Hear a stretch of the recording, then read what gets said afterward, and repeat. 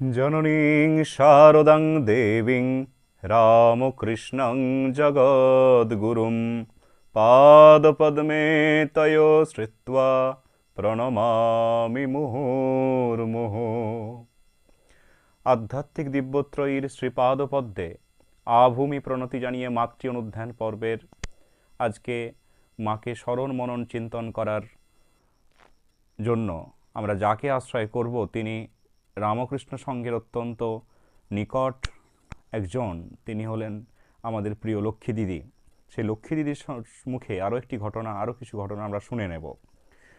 এখন 1889 সালের জানুয়ারি মাসের ঘটনা। পুরী থেকে জাহাজপথে কলকাতায় ফিরে শ্রীমা সহ আমরা বলরাম বাবুর বাটিতে উঠি।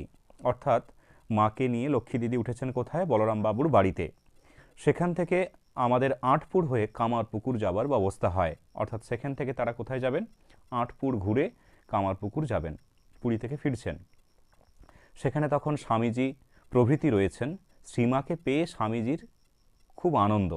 ইতিমধ্যেই আমাদের মালপত্র এসে পড়ে, লক্ষ্মী দিদি বলছেন আর কি, অর্থাৎ মায়ের আর লক্ষ্মী দিদির যে মালপত্র, সমস্ত যে জিনিসপত্র নিয়ে তারা গিয়েছিলেন সেগুলো সব এসে পড়েছে। তার মধ্যে বিছানার মোটটি বেশ একটু বড় ছিল। ওটি নামানো মাত্র স্বামীজি আনন্দ ভরে বালকের মতো ওটিকে ঘোড়া করে উঠে বসলেন এবং হেট হেট করে অঙ্গভঙ্গি সহ যেন দৌড়াতে লাগলেন। অর্থাৎ স্বামীজি মায়ের কাছে গেলে যেন বাচ্চা ছেলেটি হয়ে যেতেন। তিনি কি করছেন? এই যে সেই মায়ের সেই বিছানাপত্র বেডিং স্টির ওপরে বসে ঘোড়ার মতো তিনি সেটিকে ঘোড়ার মতো পরিচালনা করছেন আর কি। তো শ্রীমা ছেলের আনন্দ দেখে খুব হাসছেন, আনন্দ করছেন। এদিকে আমার বুকের ভিতর যেন দূর দূর করতে লাগলো এবং চোখ মুখ যেন বিবর্ণ হয়ে গেল। শ্রীমা আমার অবস্থা লক্ষ্য করে বললেন, লক্ষ্মীর আবার কি হলো? আমি বললাম, দাদাকে বারণ করো। শ্রীমা বললেন, তুমি বলো না। এবং সঙ্গে সঙ্গে দাদাকে বললেন, লক্ষ্মী নামতে বলছে। স্বামীজি অবিলম্বে নেমে আমায় বললেন, কি হয়েছে দিদি? বেশ ঘোড়া পেয়েছিলাম। আমি বললাম, অর্থাৎ লক্ষ্মী দিদি বললেন, ওর মধ্যে আমার জগন্নাথের পট আছে, ভেঙে যাবে। স্বামীজি বললেন, তুমি আগে বলতেই পারতে, তাহলে কি আর উঠি? এই বলে তিনি সেই জগন্নাথের উদ্দেশ্যে প্রণাম করলেন। তখন আমারও খুব আনন্দ হলো। একবার তিনি আরেকটি ঘটনা বলছেন, একবার আমি কয়েকটি ভক্তসহ শ্রীমার সঙ্গে সাক্ষাৎ করতে দক্ষিণেশ্বর থেকে উদ্বোধনের বাড়িতে এসেছিলাম। অর্থাৎ মায়ের সঙ্গে সাক্ষাৎ করার জন্য লক্ষ্মী দিদি এসেছিলেন দক্ষিণেশ্বর থেকে উদ্বোধনের বাড়িতে।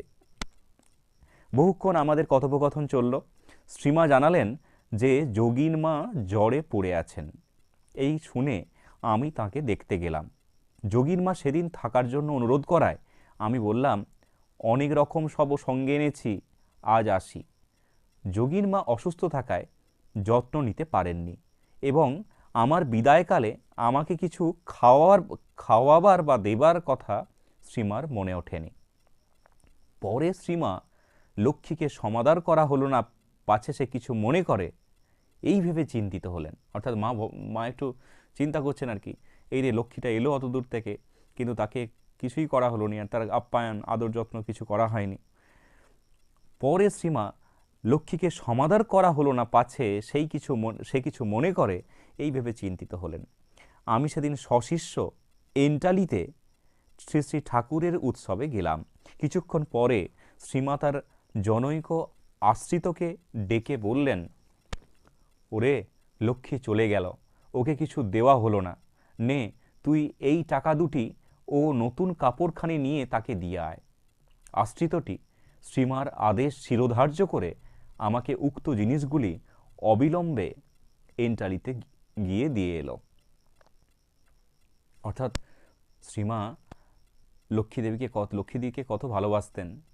এবং আমরা পরে দেখব আর কি, লক্ষ্মী দিদিকে শুধু ভালোবাসতেন নয়, ঠাকুর বলতেন লক্ষ্মী দিদিকে মা শীতলা, এবং তাই লক্ষ্মী দিদিকে কেউ রাগাতে চাইতো না আর কি। তো সেই কারণেই মা তার সমাদর করা হয়নি এইভাবে চিন্তিত হয়েছেন, যেহেতু তিনি একটু চিন্তায় ছিলেন, যোগীন মার শরীর খারাপ, এবং তাই তিনি একজনকে পাঠাচ্ছেন, যাক লক্ষ্মী দিদিকে যে এটা দিয়ে আয়। আরেকটি ঘটনা, একবার কামারপুকুরে জনৈক ভক্ত শ্রীমার সঙ্গে কথাবার্তা বলছিলেন, সেখানে আমিও ছিলাম।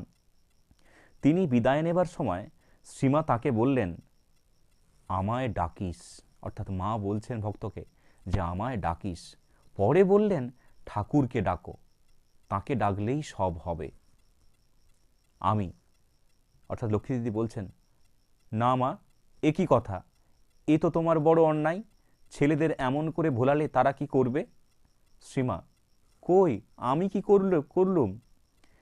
আমি, অর্থাৎ লক্ষ্মী দিদি বলছেন, তুমি এই মুহূর্তে বললে আমায় ডাকিস, আবার বলছো ঠাকুরকে ডাকো।